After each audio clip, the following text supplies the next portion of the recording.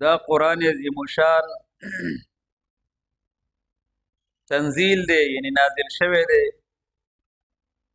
د رب العالمین د طرفنا. یعنی د قرآن عظیم شان د چا تصنیف نه دی، چا جوړ کړی نه دی، دا د مخلوق کلام نه دی، د رب العالمین د طرفنا نازل شوی. او د دې راوړونکي او نازلونکي روح الامین دی، جبريل علیه السلام. او الله تعالی فرمایي دا قرآن علی قلبک لتكون من المنذرین. اے حبیبا ستا په زړه مبارک باندې مونږ نازل کړي. او د دې د نازلېدو حکمت دا دی چې ته د غیرونکو نه وګرځې، یعنی خلق ویری، خلق خبردار کې، خلق آگاه کې. او دا قرآن عظیم شان په عربی ژبه کې دی، کومه چې ډېره زیاته واضحه او وضاحت کوونکې او فصیحه ژبه ده.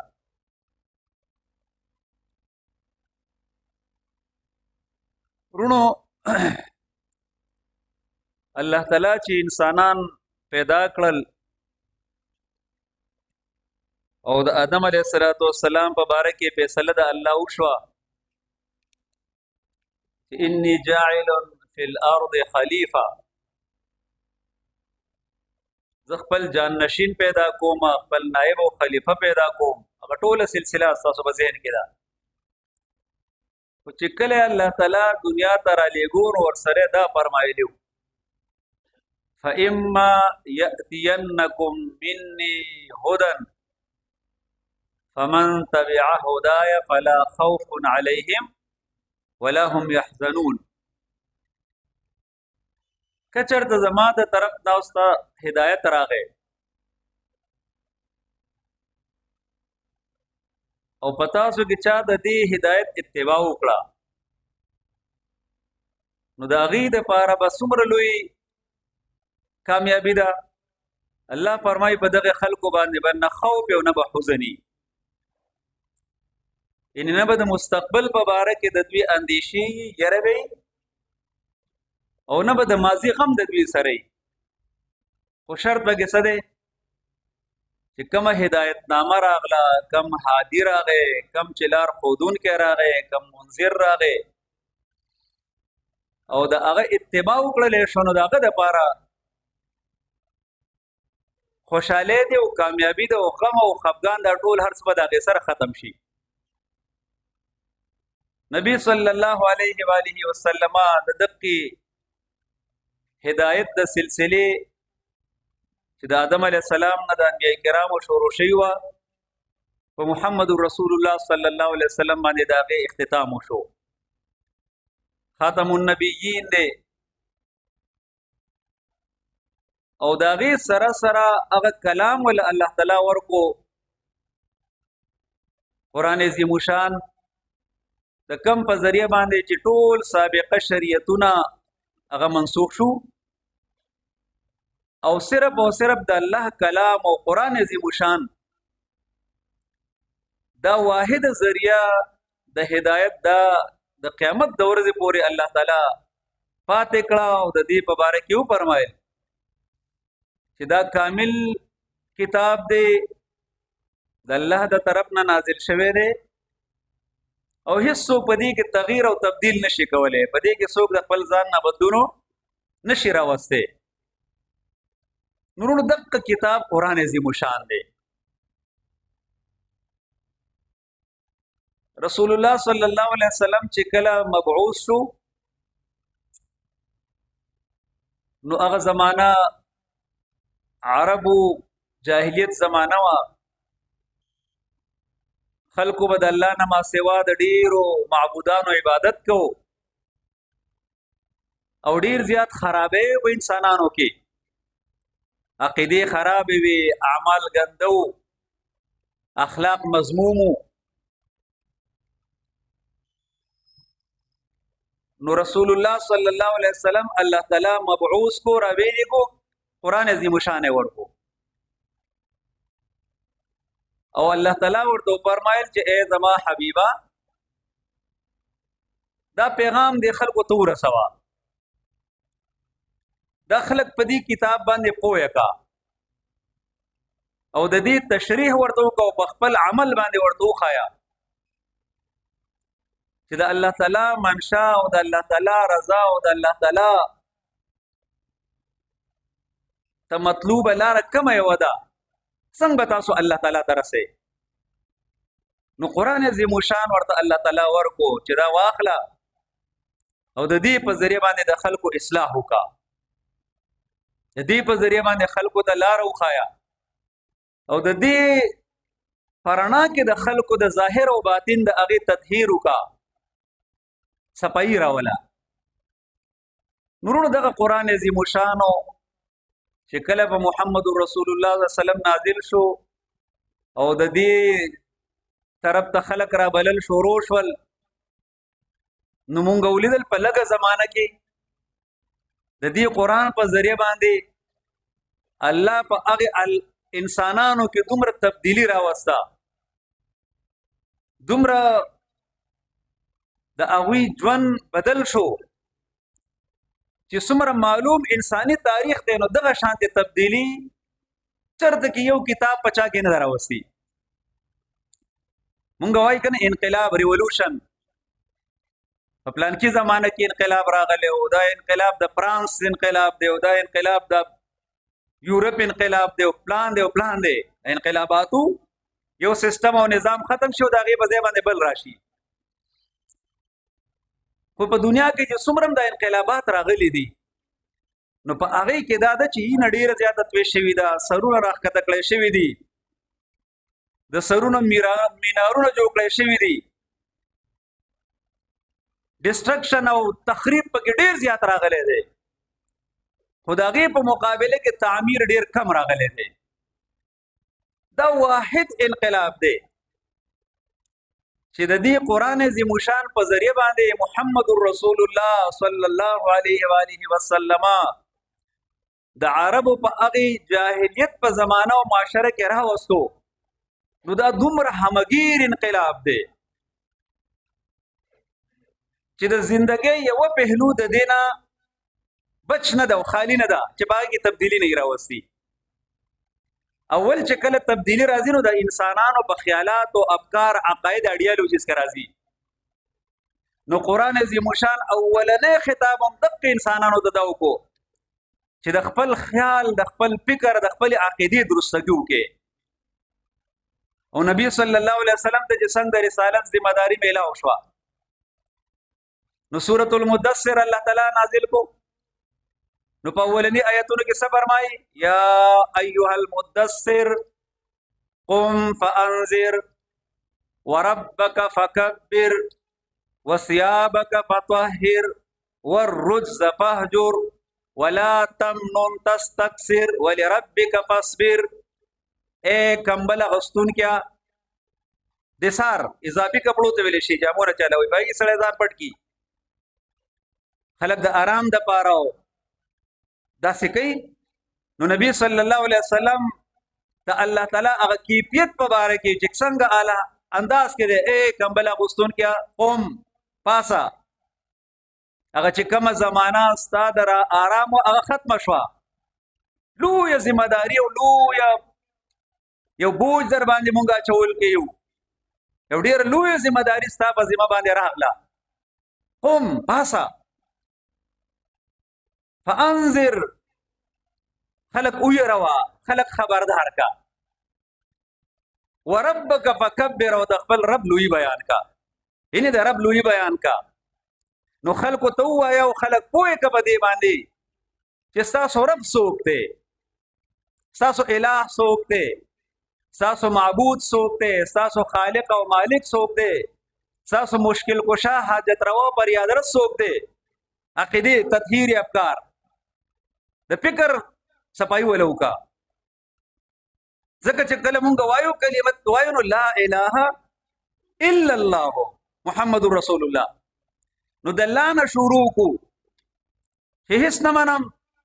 نشته د معبود برحق، نشته د مشکل کشا، نشته د حاجت روا، نشته د فریاد رس، نشته د غیب دان، نشته د حاضر، نشته د ناظر الا الله، مگر یو الله دی. په دې باندې اول پوهه کا عقیدی اصلاح، د فکر اصلاح. او چې کله دا خبر اوشونو په معاشره کې یو حل چل راغی، مونږ خو وی کنه لا اله الا الله په اسانه باندې وی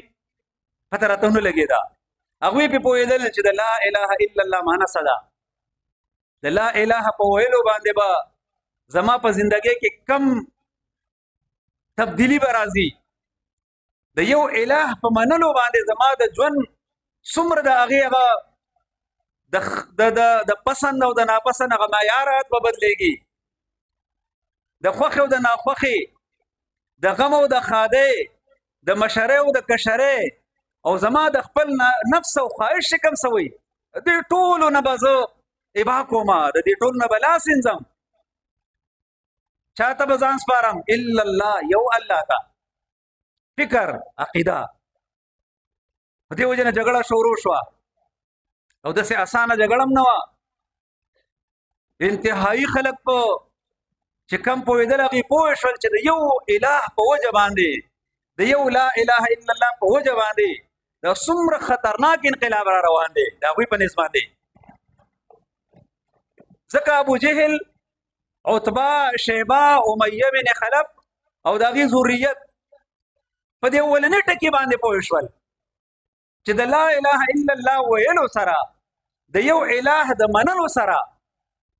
زما اندرونی او بیرونی طور باندې، باطنی او ظاهری طور باندې زه به د کمو کمو څیزونو نه لاس وینځم او څه به اختیارومه.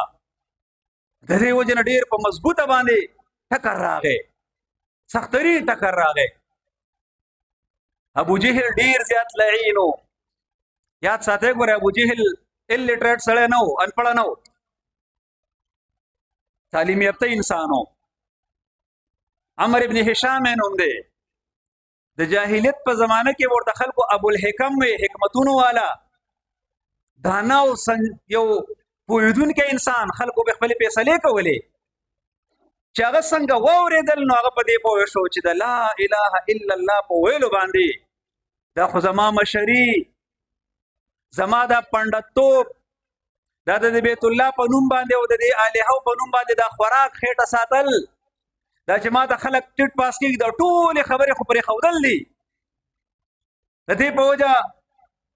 هغه سخترین انکار وکړو. او اوږده واقعه ده، صرف اشاره کومه.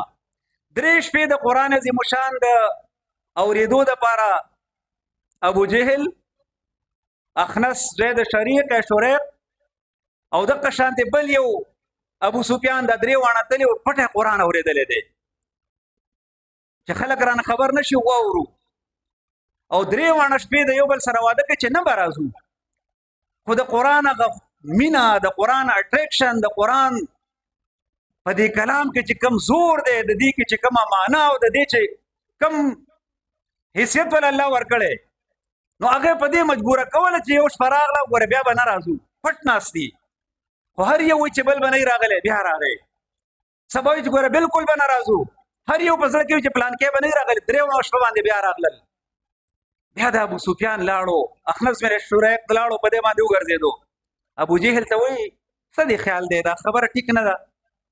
دا کلام برحق نه دی، د محمد صلی الله علیه وسلم برحق پیغمبر نه دی؟ وی بالکل دی. نو منو یې ولې نه؟ وی نو زما او د ده د خاندان زمونږ د یو بل سره مقابله او مقابله ډېرې زمانې نه، دوی په جنګونو کې حصه اخلي، مونږ هم پکې بل چړ کر حصه اخیستله، دوی خلکو له میلمستیا کوي، مونږ هم به دا کول، ان تر دې چې مونږ اوږه په اوږه باندې د یو بل سره په مقابله کې ودرېدو، د یو بل تربوران یو که نه. اوس دوی وایي چې په مونږ کې پیغمبر پیدا شو، نو پیغمبر وله د کم ځای نه راولم چې مقابله وکړم، تر څو چې په دې وجود کې سا موجودي زه بیا مقابله کوم. او خبره بالکل هغه شان ثابته کړه، تر اخرنۍ سلګۍ پورې مقابله وکړه. عرض مې کو چې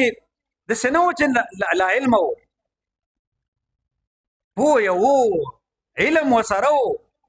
په دې پوهېدو چې د کلام په منلو باندې او د لا اله الا الله په منلو باندې څومره لوی انقلاب راتلونکی دی، نو د هغې په مخ کې زه دیوال جوړ شمه. ځکه رسول الله صلی الله علیه وسلم کله چې د بدر په موقع باندې دا هلاک شو، واصل جهنم شو، عبد الله بن مسعود رضی الله تعالی عنہ ته سر پرې کو، نو نبی صلی الله علیه وسلم فرمایل د الله حمد بیان کو او وی فرمایل فرعون و هذه الامه، دا د دې امت فرعون او فرعون او دا د موسی علیه السلام په مقابله کې چې کوم فرعون داغه نه خطرناکو، او خو چې کله ډوبېدو نه اعلان وکړو کنه چې زه ایمان راوړم په هغه چا باندې چې پچا باندې پچا چې بنی اسرائیل ایمان راوړی دی، خدای په آخره کې هم دا وایي چې زما سر لاندې کټ کا، د سردار سر دی چوچت پروتي، د قرآن عظیم شان په مقابله کې ودرېدو. نو د لا اله الا الله په معنا باندې پوهېدو. ابو طالب صاحب له وپد راغلی دی، 25 کسان دي پکې، د سربراهي کوي. رسول الله صلی الله علیه وسلم تخپل تر وی ابو طالب صاحب ورته وی بچیا وراره دا خلک راغلي دي، دا سرداران څه خبره سره کول غواړي. چې هغوی کله وی نبی صلی الله علیه وسلم ورته وفرمایله څه دې ته یو خبره کوم، یو سنټنس، یک کلمه، څه ته وایي سنټنس، یو کلمه دا ورته وایم چې هغه کله دا اختیار کی نو د عربو به بادشاهان جوړ شي او عجم بدوی له ټیکسونه ورکوي، باجګزار به جوړ شي.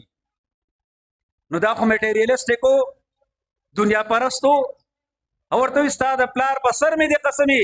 10 کلمې خو به ووایم، 10 سنټنسز به دا کومه خبره ده. نبی صلی الله علیه وسلم ورته وویل دا ووایه چې لا اله الا الله محمد رسول الله، لا اله الا الله وایا.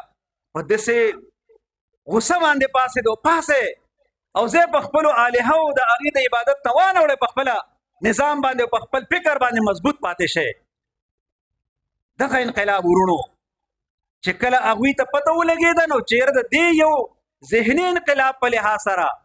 د دې په اختیارولو باندې زما په ژوند کې څومره انقلابات را روان دي. نو اولنۍ خبره تطهیر افکار، فکر جوړ کا، عقیده جوړ کا، او عقیده دی الله زموږ جوړ کړل کی. کله چې د توحید عقیده انسان ته میلاو شي د ټول دنیا مقابله کولای شي، دی به یو انچ د خپل ځای نه رسته کیږي نه، ځکه په چا باندې یقین دی، کم ذات سره وابستګي ده، د کم ذات سره د په شا باندې ولاړ دی. چا ښکلې خبره کړې وکنه چې توحید تو یہ ہے کہ خدا حشر میں کہہ دے یہ بندہ دو عالم سے خفا میرے لیے ہے. توحید خبره دقه ده چې دا ټوله کیا غم ہے جو ہے سارے خدائی بھی مخالف، کافی ہے اگر ایک خدا میرے لیے ہے. یو الله دې زمونږ شنو، یو الله زمونږ شو، ټوله دنیا دې زمونږ په مقابله کې. نورونو قرآن عظیم شان هم دقه تبدیلی نو په فکر کې تبدیلی راوسته. نو هغه چې ډېر الهه منل هغه د یو الہ بندگان جوړ شول. هغه چې په بیت الله کې به کله طواف کو لبیک اللهم لبیک، دا تلبیه وی لبیک لا شریک لک لبیک. نو په اختتام کې به وسره وی الا شریکا تملکه او ما ملک، الله شریک دی نشته دی، ها سوا د هغه شریکانو نه چې تا په خپل د ځان سره برخیز ګرځولې دي او ته د هغې اختیار لري. خپل اختیار هم نشته، ګوره دا عقیده وه، خپل اختیار نشته، اختیار ستا سره دی، خو تا د خپل ځان سره څه نیازبین ګرځولې دي، څه دې ځان ته نږدې کړي دي. ستا او زمونږ په منځ کې دا سورس او وسیله ده، مونږ به ده ته وایو، دی به هغه ته وایو. نو چې دلته کې اوس یو سړی ودرېږي په بابا باندې، نو باباګان ګورې سې نه داسې وایي چې ګورې خلک وایي باباګان نه مني، منو وي نیکان خلک وو، خو دا چې کوم خرافات خلک کوي دا نه منو. دا چې بابا باندې چینی وباسي دا نه منو، دا چې بابا ته وایي رامدد شه دا نه منو، دا چې د بابا په خوا کې دیګونه پخې دا نه منو، دا چې د بابا په نوم باندې نظر دا نه منو. خو منو چې نیکان خلک وو. دا تاګنډ بخ ورته ویلی شي، نو مونږ خو دا تا ورته ویل نه دي پکار. سید علي حجویري رحم الله هغه افغانستان نه راغلی دی، په لکونو خلک الله تعالی په لاس باندې اسلام ته راوستي دي، خلک یې مسلمانان کړي دي. نو خدا نو ویلي خلکو ته چې په ما باندې به یو مزار به را باندې جوړ کې، خلک به راځي او دلته کې به چلي وباسي، دلته کې به لنګرې باندې او خلک به راځي او په ما باندې ما په دې خپلو ګناهګارو سترګو باندې لیدلي، په دې د الله د پیغمبر په دې منبر باندې ناست یم، خپل سترګو مې لیدلي دا هلته چې خلک بالکل ټیک ټاک سجده لګوي څنګه چې الله ته موږ سجده لګو دقې بابا ته سجده لګوي او یو پیرنه په سو پیرې او دقه مې لیدلي په خپلو غوږې مې اورېدلي اے داتا تو دینے والا ہے ورکوونکی ذات څوک دی نو په لا اله الا الله باندې پوه شو پوه نه شو که نه نو هغوی تطهیر افکار عقیده جوړه شوه او بیا وروڼو د عمل صفایي راغله قرآن عظیم شان په ذریعه باندې نورو خبرو نه په قصو باندې نه په خود ساخته روایتو باندې نه په خود ساخته حکایاتو باندې نه قرآن د انقلاب کتاب دی قرآن د تبدیلی کتاب دی او چې وی اتر کر حرا سے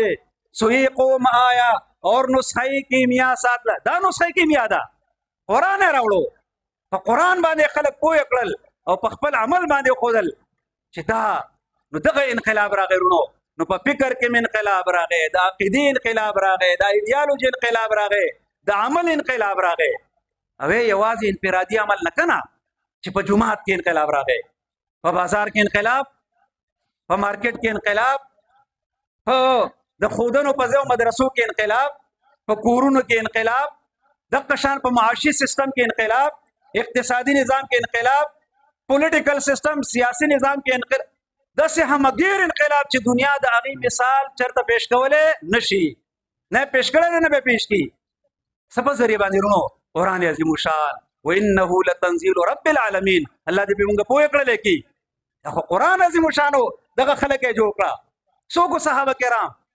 چې د صحابیت شرف ورته نه و میلاو شوی ایمان یې تر څو نه و راوړي نو د عربو کم نمونه خلک وو خطرناک خلک نه وو قتلونه به نه کول ډاکې به نه کولې شوکې به نه کولې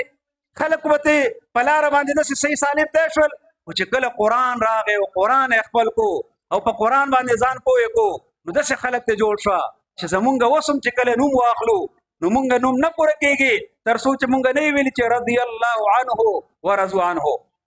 رضی الله عنهم الله دې دا ټولو نه راضي شي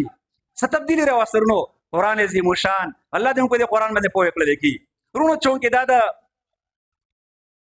شعبان المعظم میاشت ده او را روانه بسې رمضان المبارک میاشت ده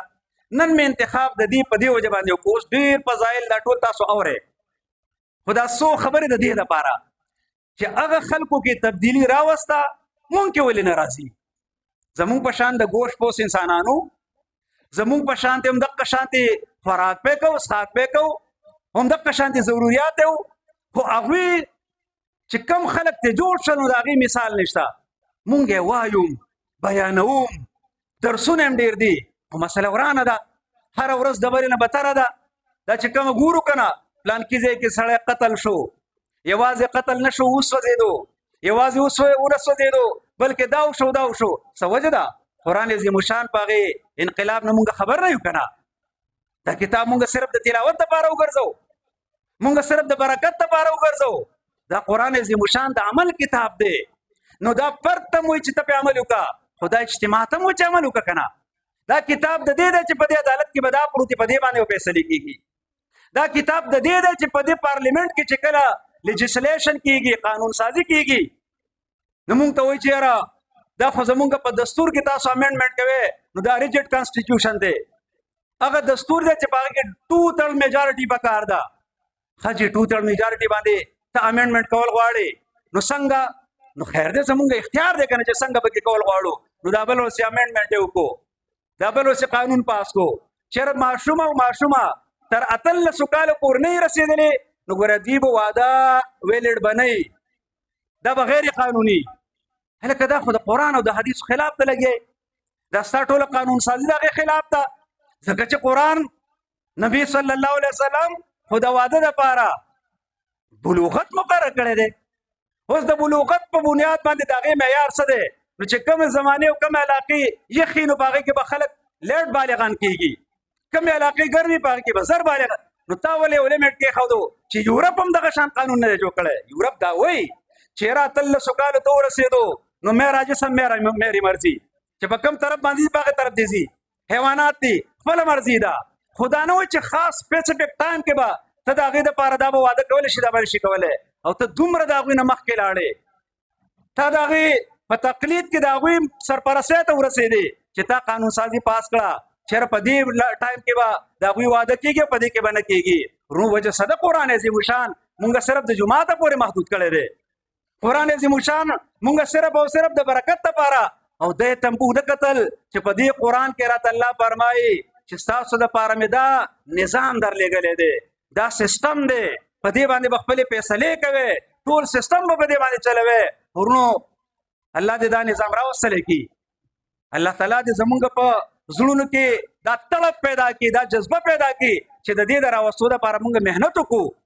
مونږ ټول په دې خبره باندې متفق شو. نو عرض مې کوو چې دې نه بعد چونکې د رمضان مبارک میاشت نو د اسلافو طریقه بداوه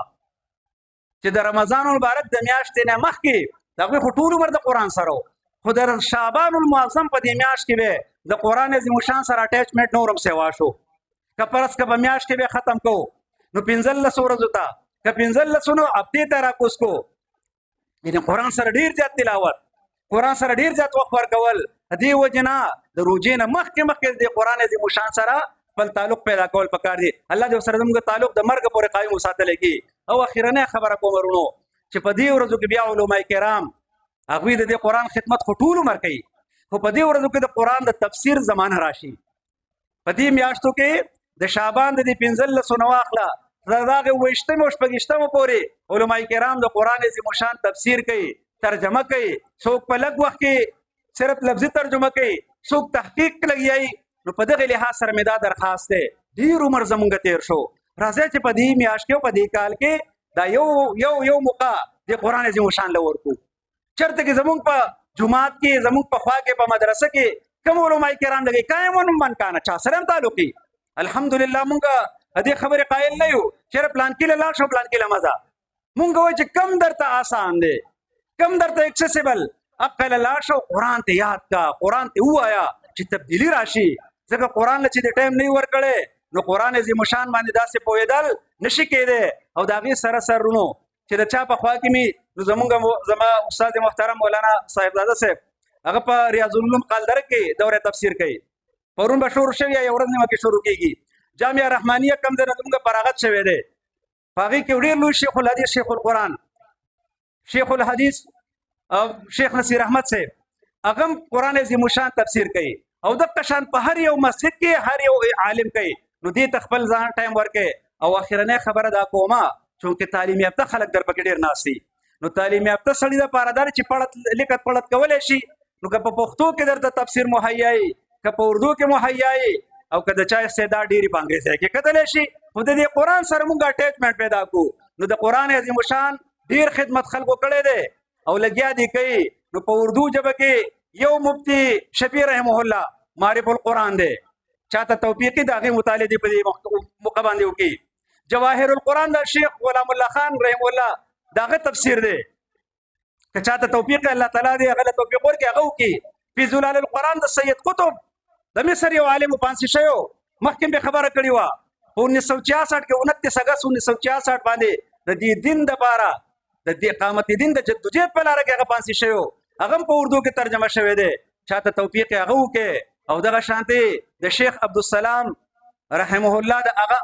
احسن الکلام په نوم باندې په پښتو کې دی. د قشان د شیخ امین الله البشاوري حکمت القرآن په نوم باندې په پښتو کې دی. چاته توفیق هغه مطالعه دی وکي. او پکې د دې بریلوي مکتب فکر د پیر کرم شاه الازهري خپل تفسیر لیکلی. داغه سره به داغه په فکر کې چې په کم ځای کې زموږ اختلاف دغه اختلاف وي خپل تحقیق کوي. او یو پکې د مولانا سید ابو العلا مودودی رحم الله تفسیر دی تفهیم القرآن په شپږو جلدو کې دی. خاص د جدید تعلیم یافته خلکو لپاره لیکل دی. او هغه وایي په دې باچه کې لیکي که پرس که څوک لفظي ترجمه وایي نو د شیخ الهند مولانا محمود الحسن رحم الله ترجمه ډیره زیاته ښایسته ده. که با محوره وایي نو با محاوره ترجمه د مولانا محمد جوناګړي رحم الله ډیره ښایسته ده. خو هغه وایي زه د قرآن ترجمه نه ترجمانی کومه، زه د عربي مبین نه په اردو مبین کې د قرآن راړم او د هغې ترجمانی کومه. چې کله یو نوی سړی د قرآن تفسیر ګوري نو چې دی په هغې آیت په معنی باندې پوهېږي،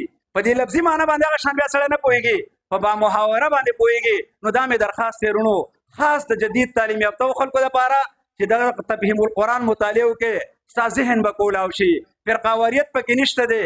مسلک پرستی پکې نشته دی، قوم پرستی پکې نشته دی، خود ستایشي پکې نشته دی. پیور د الله تعالی قرآن چې څنګه د حق پیغام خلکو ته پیش کړی دی او په اسانه باندې میلاوي دی شي په لایبرری کو کاغه نه نو یو د خپل ځان سره هر چا سره موبایل موجود دی او په هغه کې یو اپلیکیشن ډاونلوډ کا اسلام 360 اسلام 360 په هغه کې دا ټول تفاسیر به کې موجود دي نو راځي ورونو چې د الله تعالی د دې کلام د پر لک ټایم ورکو ځکه چې په مونږ باندې مرګ را روان دی د مرګ نه مخکې چې د قران سره مروغه وکړه نو ان شاء الله د مرګ سختې به مونږ ته اساني د برزخ وحشتونو نه به الله تعالی بچ کی او د الله نه امید دی چې د قران حق ادا کوو د قیامت پر ورځ باندې به دا قران زمونږه سفارش کوونکی الله تعالی د موت تاسو ته د خپل دین صحیح سمجھ را نصیب کړل کی دا غي د عملی تقاضو پوره کول توفیق درا کړل کی اقول قولي هذا استغفر الله لي ولكم ولسائر المسلمين واخر دعوانا ان الحمد لله رب العالمين